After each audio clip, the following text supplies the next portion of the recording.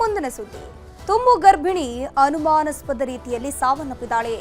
ಆನೇಕಲ್ ತಾಲೂಕಿನ ಹಳೆ ಚಂದಾಪುರದಲ್ಲಿ ಘಟನೆ ನಡೆದಿರೋದು. ತುಂಬು ಗರ್ಭಿಣಿ ಈಕೆ ಸಾವನ್ನಪ್ಪಿದ್ದಾಳೆ. ಈ ಸಾವಿಗೆ ಕಾರಣ ಏನು ಅನ್ನುವಂಥದ್ದು ಇನ್ನು ಗೊತ್ತಾಗಬೇಕಿದೆ. ಆನೇಕಲ್ ತಾಲೂಕಿನ ಹಳೆ ಚಂದಾಪುರದಲ್ಲಾಗಿರೋ ದುರ್ಘಟನೆ ಇದು. ಪತಿಯೇ ಕೊಲೆ ಮಾಡಿದ್ದಾನೆ ಅಂತ ಹೇಳಿಕೊಂಡು ಕುಟುಂಬಸ್ಥರು ಆರೋಪ ಮಾಡ್ತಾ ಇದ್ದಾರೆ. ನೇಪಾಳ ಮೂಲದ ಸವಿತಾ ಮೃತ ಗರ್ಭಿಣಿ.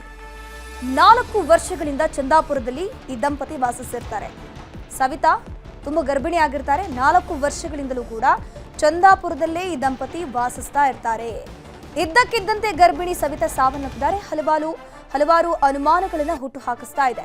ಸವಿತಾ ಪತಿ ಹೇಮರಾಜು ಪೊಲೀಸರ ವಶದಲ್ಲಿದ್ದಾನೆ. ಸೂರ್ಯನಗರ ಪೊಲೀಸರು ತನಿಖೆ ನಡೆಸ್ತಾ ಇದ್ದಾರೆ.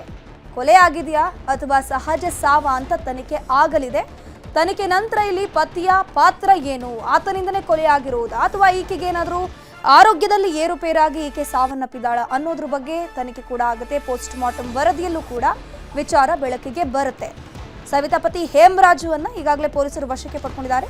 ಯಾಕಂದ್ರೆ ಸವಿತಾ ಪೋಷಕರು ಈಗಾಗಲೇ ಕಂಪ್ಲೇಂಟ್ ಅನ್ನ ಮಾಡ್ತಾ ಇದ್ದಾರೆ. ಏನಪ್ಪಾ ಅಂತಂದ್ರೆ, ಪತಿಯೇ ಇಲ್ಲಿ ನಮ್ಮ ಮಗಳನ್ನ ಕೊಲೆ ಮಾಡಿಬಿಟ್ಟಿದ್ದಾನೆ, ತುಂಬು ಗರ್ಭಿಣಿ ಆಕೆ, ಆಲ್ ಆಫ್ ಅ ಸಡನ್ ಆಕೆ ಸಾವನ್ನಪ್ಪೋದಕ್ಕೆ ಕಾರಣ ಆದ್ರೂ ಏನಿದೆ ಹೇಳಿ, ಆತನೇ ಕಾರಣ ಅಂತ ಹೇಳ್ಕೊಂಡು ಕಂಪ್ಲೇಂಟ್ ಅನ್ನು ಕೂಡ ಕೊಟ್ಟಿದ್ದಾರೆ.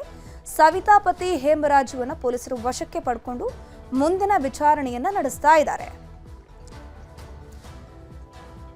ಸಂಪರ್ಕದಲ್ಲಿದ್ದಾರೆ ನಮ್ಮ ಪ್ರತಿನಿಧಿ ಚಂದ್ರಪ್ಪ, ಮಾತನಾಡಿಸ್ತಾ ಹೋಗೋಣ. ಚಂದ್ರಪ್ಪ, ಇಲ್ಲಿಗ ಆಕೆಯ ಕೊಲೆಗೆ ಕಾರಣ ಏನು, ಪೋಸ್ಟ್ ಮಾರ್ಟಮ್ ವರದಿ ಏನಾದರೂ ಬಂದಿದೆಯಾ, ಹೇಗೆ? ಧನುಶ್ರೀ ಪತಿಯ ಜೊತೆ ಸಹಬಾಳ್ವೆ ಮಾಡ್ಲಿಕ್ಕೆ, ಬದುಕು ಕಟ್ಕೊಳ್ಳಿಕ್ಕೆ ದೂರದ ನೇಪಾಳದಿಂದ ಬೆಂಗಳೂರಿಗೆ ಬಂದು ಬೆಂಗಳೂರಿನ ಚಂದಾಪುರ ಬಳಿ ಅಂದ್ರೆ ಸೂರ್ಯನಗರ ಪೊಲೀಸ್ ಠಾಣಾ ವ್ಯಾಪ್ತಿಯ ಚಂದಾಪುರದ ಬಳಿ ಕಳೆದ 4 ವರ್ಷಗಳಿಂದ ವಾಸ ಮಾಡಿರತಕ್ಕಂಥ ಸವಿತಾ ಅಂತೇಳಿ ಆಕೆ 8 ತಿಂಗಳ ತುಂಬ ಗರ್ಭಿಣಿ. ಆಕೆ ಅನುಮಾನಾಸ್ಪದ ರೀತಿಯಲ್ಲಿ ನಿನ್ನೆ ರಾತ್ರಿ ಸಾವನ್ನಪ್ಪಿದ್ದಾರೆ. ನಿನ್ನೆ ರಾತ್ರಿ 9 ಗಂಟೆ ಸುಮಾರಿಗೆ ಸೂರ್ಯನಗರ ಪೊಲೀಸ್ ಠಾಣೆಗೆ ಮಾಹಿತಿ ಬರ್ತದೆ.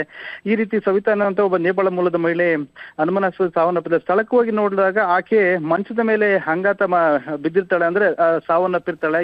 ಈ ಪ್ರಕರಣ ಸಂಬಂಧಪಟ್ಟ ಕೂಡಲೇ ಸೂರ್ಯನಗರ ಪೊಲೀಸರು ಪತಿ ಹೇಮರಾಜನ ವಶಕ್ಕೆ ಪಡ್ಕೊಂಡು ಆತನ ವಿಚಾರಣೆ ಮಾಡ್ತಾರೆ. ಆತ ಹೇಳೋದೇನು ಅಂತಂದ್ರೆ, ನಾನು ಮತ್ತೆ ಪತ್ನಿ ನಡುವೆ ನಿನ್ನೆ ಗಲಾಟೆ ಆಯ್ತು. ವಿಚಾರ ಏನು ಅಂತಂದ್ರೆ, ಈತ ಕುಡಿತದ ದಾಸನಾಗಿದ್ದ, ಪದೇ ಕುಡಿದು ಬಂದು ಮನೇಲಿ ಗಲಾಟೆ ಮಾಡ್ತಾ ಇದ್ದ.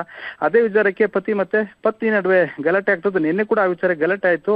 ಗಲಾಟೆ ಆದ ಬಳಿಕ ನಾನು ಮನೆಯಿಂದ ಹೊರಗಡೆ ಬಂದೆ. ಕೆಲವೊತ್ತಿನ ಬಳಿಕ ಒಳಗಡೆ ಹೋಗಿ ನೋಡಿದಾಗ ಆಕೆ ಫ್ಯಾನ್ಗೆ ದುಪ್ಪಟ್ಟದ ಮೂಲಕ ನೇಣು ಬಿಗಿದುಕೊಂಡು ಸಾವನ್ನಪ್ಪಿದ್ಲು. ನಾನು ಕೂಡಲೇ ಉಳಿಸ್ಲಿಕ್ಕೆ ಆಕೆನ ಕೆಳಗಿಳಿಸಿ ನೋಡಿದ ಆಕೆ ಸಾವನ್ನಪ್ಪಿದ್ಲು.